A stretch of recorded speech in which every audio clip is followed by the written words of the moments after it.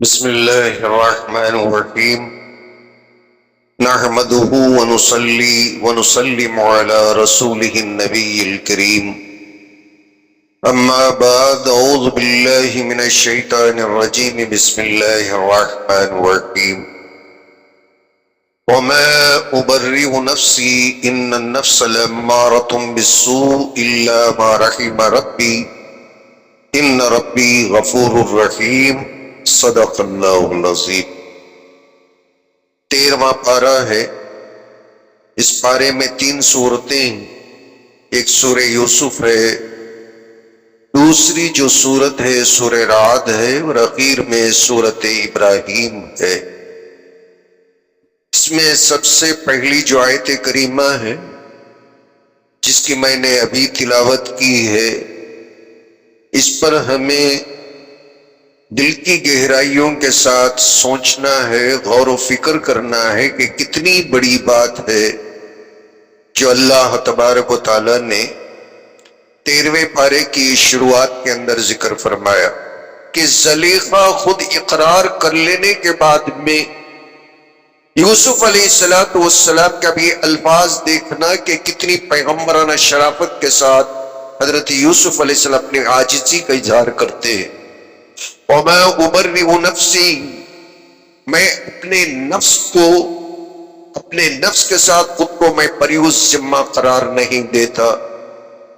إِنَّ النَّفْسَ لَأَمَّارَةٌ بِالسُّوءِ، سب کے دلوں کی طرح میرا بھی دل ہے، اور ہر ایک کا نفس عورتوں کے تعلق سے جس طریقے کا خیال رکھتا ہے، برائی سوچتا ہے، میرا دل بھی برائی سوچ سکتا تھا، الا ما رحم ربی، میں جو بچ گیا اصل میں اللہ کے رحم کی وجہ سے بچ گیا۔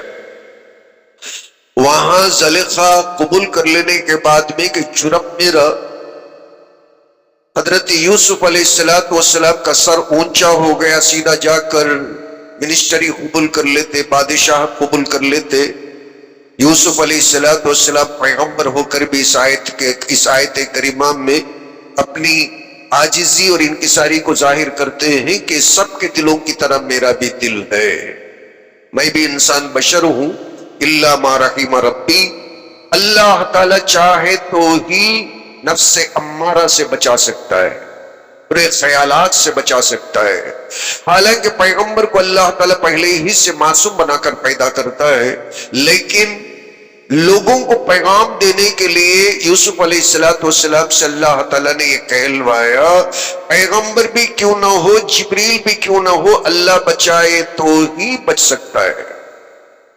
کوئی پیغمبر یہ دعویٰ نہیں کر سکتا، کوئی جبریل کوئی فرشتہ یہ دعویٰ نہیں کر سکتا میں معصوم ہوں، اور اپنے مرضی سے معصوم ہوں، اپنی ہنرمندی سے معصوم ہوں۔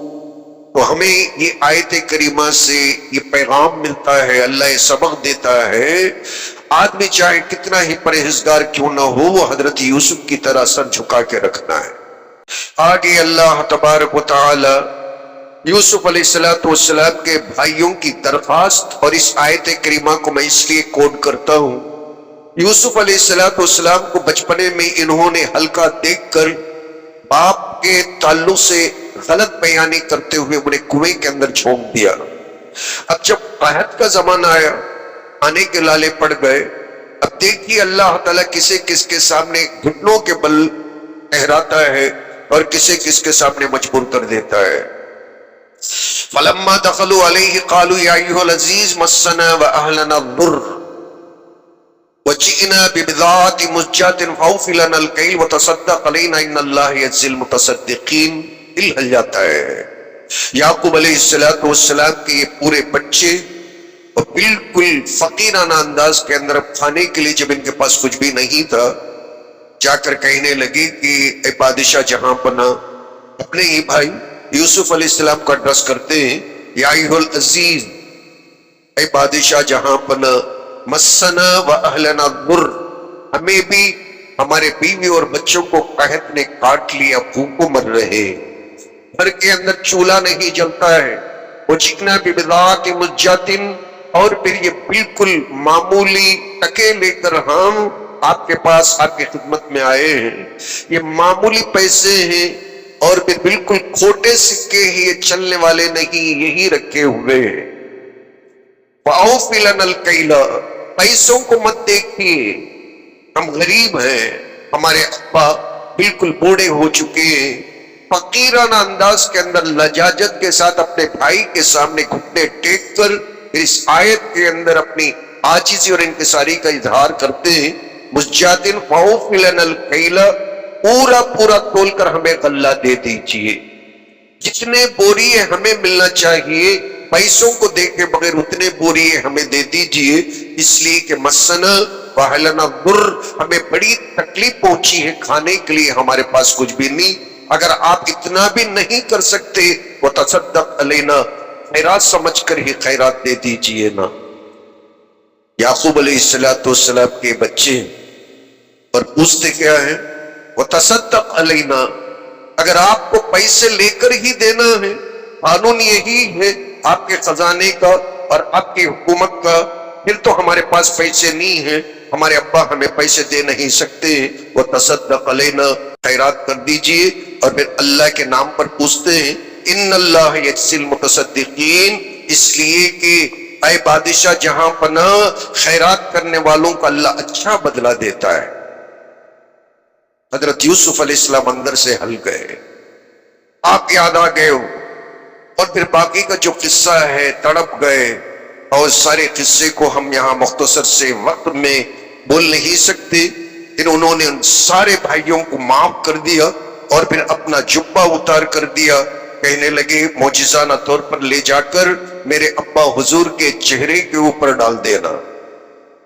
انہیں اللہ تعالیٰ نے معلوم کرایا کہ یعقوب علیہ السلام روتے روتے روتے روتے نابینا ہو گئے، ان کی نظر جاتی رہی۔ اذهبوا بقمیصی ھذا فالقوہ علی وجہ ابی یاتی بصیرا واتونی باہلکم اجمعین، لے جا کر میرا یہ جبہ کرتا ان کے اپنے چہرے مبارک کے اوپر ڈال دینا اور تمام مل کر میرے پاس تشریف لے آنا۔ میں یہاں ایک بات بتا دوں، یہاں حضرت یعقوب علیہ السلام پھر کیا بولتے ہیں؟ فلما فصلت العیر، اب جیسے یہ خوشی خوشی بھائی مل گئے، بادشاہ ہیں، اور پھر ان کو غلہ بھی مل گیا اور والد صاحب کے آنکھوں کا علاج پورتا بھی مل گیا، اور جیسے خوشی سے وہاں ابھی مصر سے نکلے، یروشلم کے اندر ملک شام کے اندر حضرت یعقوب علیہ السلام ہے، ایجپٹ کے اندر مصر کے اندر یوسف علیہ السلام ہے، اتنے ڈسٹنس سے جب وہ وہاں سے نکلے تو یہاں یعقوب علیہ السلام اپنی بیوی سے کیا بولتے ہیں؟ فلما فصلت العیر قال ابوہم انی لاجد ریح یوسف لولا تفندون، سنتی بھی ہو اگر تم بڑھاپے کی وجہ سے میرا دماغ خراب ہو گیا، میں بہکی بہکی باتیں کرنے لگا ہوں، اگر تم یہ نہیں کہو گی تو میں یقیناً یہ کہہ سکتا ہوں کہ مجھے میرے اپنے حضرت یوسف علیہ السلام کی خوشبو سنگھائی دے رہی ہے۔ سنتی بھی ہو اگر تو یہ نہ کہے کہ بڑھاپے کی وجہ سے میں بہکی بہکی باتیں کرنے لگا ہوں، لولا تفندون، بہکی باتیں نہ سمجھو گی تو میں یقیناً یہ کہہ سکتا ہوں کہ یوسف علیہ السلام کی خوشبو مہک رہی ہے۔ اور اللہ تبارک و تعالی یوسف علیہ السلام کی خوشبو کو وہاں پہنچایا اور ان کی خبر ان کو پہنچایا۔ باپ بیٹے کے اس ملن کو اللہ تعالیٰ نے قرآن کے اندر ذکر فرمایا، اور پھر حضرت ابراہیم علیہ السلام کے چشم و چراغ اس خان وادے کو قرآن کے اندر اللہ آیت برکت نازل فرمایا۔ اور یہ ہماری خوش نصیبی ہے، اتنا خوبصورت قصہ اللہ نے قرآن کے اندر ہمارے لیے ذکر فرمایا اور ہمیں ان جیسے پیغمبروں کے ملت کے اندر پیدا فرمایا۔ یہ اللہ تبارک و تعالیٰ کا شکر اور احسان ہے۔ سورہ رات کے اندر اللہ تعالیٰ نے اپنی تعریف بیان فرمائی اور ارشاد فرمایا اللہ الذی رفع السماوات بغیر عمد ترونها ثم استوى على العرش وسخر الشمس والقمر كل يجري لاجل مسمى يدبر الامر يفصل الآیات لعلکم بلقاء ربکم توقنون۔ اس میں اللہ تعالیٰ فرماتے ہیں جس آسمان کو تم دیکھتے ہو یہ ایک بھی کھمبا ستون کے بغیر اللہ نے پیدا کیا، اور پھر فرماتے ہیں کہ اس کے بعد سورج اور چاند کو کام پہ لگا دیا، اور ہر ایک اپنا کام کرتا ہے اپنے دائرے کے اندر ایک متعینہ مقررہ وقت کے لیے، چلتا اور پھرتا نظر آتا ہے، صبح میں سورج نظر آتا ہے اور رات میں چاند نکل کے آتا ہے۔ اللہ تعالیٰ تدبیر کے ساتھ یہ کرتے ہیں اور ہر آیت کو، ہر نشانی کو کھول کر بیان کرتے ہیں، اور وہ اس لیے اللہ بیان کرتے ہیں قرآن میں اپنی شان شوکت کو اور اپنی تخلیقی کارناموں کو، بلقاء ربکم توقنون، تاکہ اللہ کی ملاقات کا تمہیں یقین ہو جائے۔ آسمان کو دیکھ کر، سورج کو دیکھ کر اصل میں ہمیں ستارے گننا نہیں ہے، اصل میں ستاروں کو دیکھ کر، اس کاریگری کو دیکھ کر اللہ یہ دعوت دیتے ہیں کل کو مرنے کے بعد تمہارے دل کے اندر یقین پیدا ہو جائے کہ اللہ تعالیٰ سے ہمیں ملنا ہے۔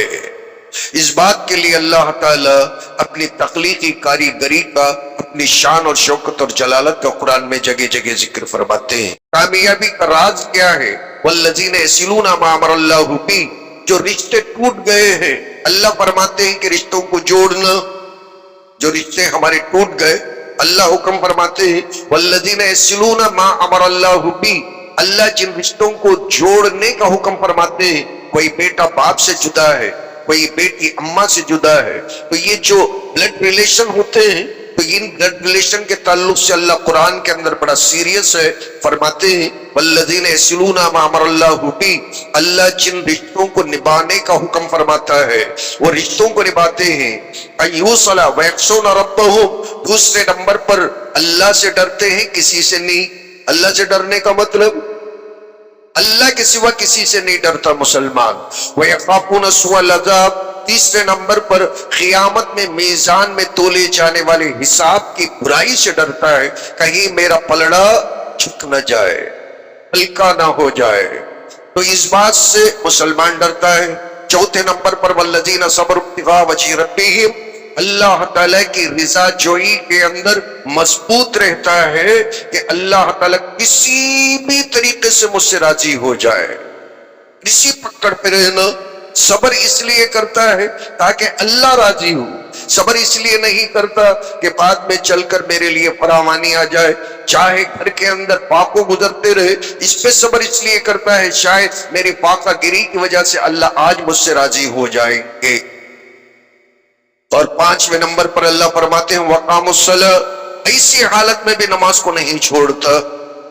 وَأَنفَقُوا مِمَّا رَزَقْنَاهُمْ سِرًّا وَعَلَانِيَةً، اور ایسی حالت میں بھی اللہ اگر اسے 10 روپے دیے، تقاضا آتا ہے تو اس میں 8 آنے نکال کر غریبوں کے جھولے کے اندر ڈالتا ہے، کبھی علانیہ طور پر اور کبھی چھپ کر بھی خیرات کرنے کو اللہ پسند کرتا ہے، اور لوگوں کو بتانے کے لیے، ترغیب دلانے کے لیے، مگر دکھاوا اس کے اندر نہ ہو۔ اگر مسجد کے لیے ہم کوئی چیز ڈونیٹ کرتے ہیں لوگوں کو ترغیب دلانے کے لیے کہ ہمارے دینے کی وجہ سے لوگ بھی دیں گے، تو اس طرح اعلان کرتے ہوئے کہ فلاں صاحب نے پنکھا دیا ہے، جھومر لگایا، تاکہ لوگوں کو بھی حوصلہ افزائی ہو، لوگ بھی دینے والے بنے، تو پھر اللہ تعالیٰ اسے بھی قبول کرتے ہیں۔ ریاکاری اور شوئنگ کا، دکھاوے کا معاملہ نہ ہو۔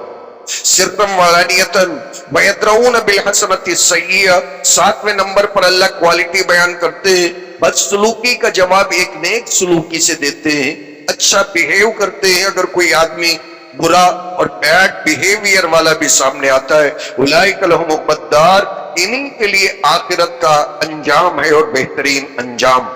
تو کیسا؟ اللہ تعالیٰ جنتوں کا وعدہ فرماتے ہیں۔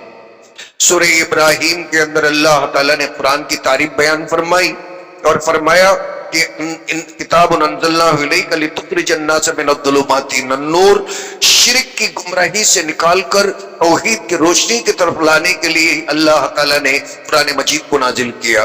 قرآن پڑھتے بھی رہو، شرک کرتے بھی رہو، اس کا مطلب یہ ہوا کہ قرآن ابھی ہماری زندگی میں نہیں آیا۔ اللہ کیسا ایڈریس کرتے ہیں؟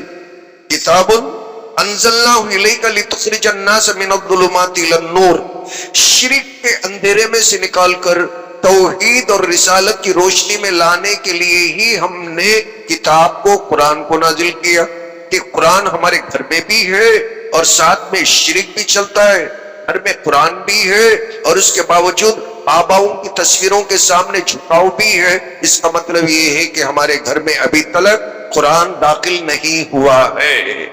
قرآن ہے مگر ہمارے گھر میں قرآن نہیں ہے، اسی لیے اللہ نے قرآن کے ڈیفینیشن کو یہاں بیان کیا۔ قرآن کس لیے ہے، قرآن کا مقصد کیا ہے، اس سورہ ابراہیم کے اندر اللہ نے ذکر فرمایا۔ اللہ تبارک و تعالیٰ نے شیطان کا دوزخ کے اندر خطبہ دینا اس کے اندر ذکر کیے ہیں، اور وقال الشیطان لما قضی الامر، اور جنتی چلے جائیں گے، جہنم میں چلے جائیں گے، اللہ فیصلہ کر دیں گے نا۔ اب شیطان کو لے دیکھ کر گالیاں پڑیں گے، جہنمی تمام کے تمام شیطان بھی ٹوٹ پڑ جائیں گے۔ ان اللہ وعدکم وعد الحق کی، اب شیطان کیا کہے گا، اللہ تعالیٰ نے قرآن میں جتنے وعدے کیا نا وہ سچے وعدے کیا، وعدتکم فاخلفتکم، میں نے تم سے جھوٹے وعدے کیے۔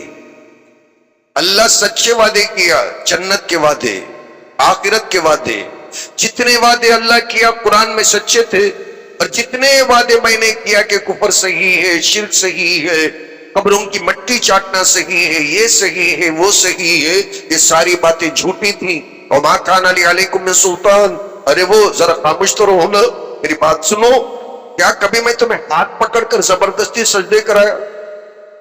کبھی نظر آیا؟ میرا کبھی زور چلا؟ کہاں تھا میں، کیسے تھا؟ کبھی پتا چلا میں کیسا تھا، کہاں سے بلاتا تھا، تم سے کون سی برائی کس وقت میں کراتا تھا؟ ایک ایویڈنس نہیں۔ وما کان علی علیکم من سلطان، بتاؤ نا ایویڈنس بتاؤ، کب بلایا، کہاں بلایا، تمہیں برباد کرنے کے لیے کون سے میدان میں بلایا، اور ذرا بتاؤ۔ الا ان دعوتکم، میں کبھی نظر نہیں آیا مگر تمہیں صرف دل کے اندر ایک دعوت دیا، فاستجبتم لی، خیال پیدا ہوتے ہی تم نے اللہ کو چھوڑ کر لبیک کہہ کر میرے دم چلا بن کر میرے پیچھے لگ گئے۔ ولا تلومونی، مجھ پر الزام مت دھرو، ولوموا انفسکم، اپنے آپ کی ملامت کرو، مٹی اپنے سر پہ ڈالو۔ ما انا بمصرخکم، اب جب جہنم میں آ گئے نا دونوں برابر ہیں، جہنم کے اندر آ گئے تو اب دونوں برابر، نہ میں تمہیں کوئی مدد کر سکتا ہوں نہ تم اب مجھے جنت میں لے جانے کی فکر کر سکتے ہو۔ انی کفرتم بما اشرکتمونی من قبل، کان کھول کر سن لو، میں دنیا میں بھی تمہارے شرک سے بیزار تھا۔ ہاں شرک کرا کے اب بولتا ہے انی کفرت بما اشرکتمونی، تم جو میرے ساتھ مل کر شرک کرتے تھے میں اس سے دنیا کے اندر ہی کافر تھا، میں تو مسلمانی چاہتا تھا بھائی، میں کافر ہی نہیں چاہتا تھا، صرف میں خیال پیدا کیا تم کیسے کافر بن گئے، جبکہ پیغمبر تھے، قرآن تھا، میرے پاس کچھ بھی نہیں۔ انی کفرت بما اشرکتمونی من قبل ان الظالمین لهم عذاب الیم۔ شیطان کا اسٹیٹمنٹ سننا، اللہ تعالی شرک کرنے والوں کو دردناک عذاب دینا ہی چاہیے۔ یہ شیطان کا اسٹیٹمنٹ ہے، تو دوزخ کے اندر خطبہ دے گا، اتنی بڑی نصیحت اور واعظ کرے گا۔ قیامت کے تعلق سے اللہ فرماتے ہیں ہر چیز جو دوزخ کے اندر چلے جائیں گے نا تو کوئی ایئر کنڈیشن بنگلہ نہیں سمجھنا، اور ترى المجرمین، جہنم میں جانے والوں کا جو یونیفارم ہوتا نا، ایک ہی یونیفارم، جیسے اسکول کالج والوں کا آج کل یونیفارم، جہنمیوں کا ایک یونیفارم اللہ بیان کرتے ہیں، پیٹرول سے سلے ہوئے کپڑے ہوں گے۔ اللہ تعالیٰ پیٹرول کے قطران ایک قسم کا وہ تیل ہوتا ہے، اور جسے دور سے آگ بتائے نا تو دور سے آگ پڑ لیتا ہے، اسے قطران کہتے ہیں۔ تو آج کے زمانے میں میں سمجھنے کے لیے پیٹرول کہتا ہوں، قطران اس سے بھی زیادہ سپیڈ، تھاؤزنڈ ٹائم آپ بہت زیادہ سپیڈ طریقے سے آگ کو پکڑ لینے والا تیل ہوتا ہے، پیٹرول سے بھی زیادہ۔ سرابیلہم من قطران وتغشا وجوہہم النار، دور سے بتاتے ہی آگ، فرشتے فوراً یہ آگ ان کے منہ کو پکڑ لیتی ہے، فرسٹ اٹیک منہ پہ ہوتا ہے، اور ان کا یونیفارم پیٹرول کا لباس ہوتا ہے۔ لیجزی اللہ کل نفس ما کسبت، تاکہ اللہ تعالیٰ انہوں نے جو کچھ کفر کیا، اللہ کے خلاف بغاوت کی، برابر طریقے کا بدلہ دینے کے لیے پیٹرول کا لباس کا یونیفارم پہناتا ہے۔ ان اللہ سریع الحساب، اس لیے کہ اللہ تعالیٰ بہت جلد حساب لینے والے ہیں۔ ھذا بلاغ للناس، یہ لوگوں کے لیے ایک پیغام ہے، ایک میسیج ہے، لینذروا، تاکہ جہنم سے ڈر جائیں، اللہ کے عذاب سے ڈر جائیں، وَلِيَعْلَمُوا أَنَّمَا هُوَ إِلَٰهٌ وَاحِدٌ، اور ان لوگوں کو معلوم ہو جانا چاہیے اللہ کے سوا کوئی ایک اکیلا تنے تنہا وحدہ لا شریک اللہ نہیں ہے. وَلِيَذَّكَّرُ أُولُو الْأَلْبَابِ اور عقل والے دل والوں کو سمجھ آ جائے اور ان کو نصیحت مل جائے، اس لیے اللہ تعالیٰ نے اس قرآن کو نازل کیا ہے. سبحان اللہ و بحمدہ، سبحانک اللہم و بحمدک، ونشہد ان لا الہ الا انت، ونستغفرک ونتوب الیک.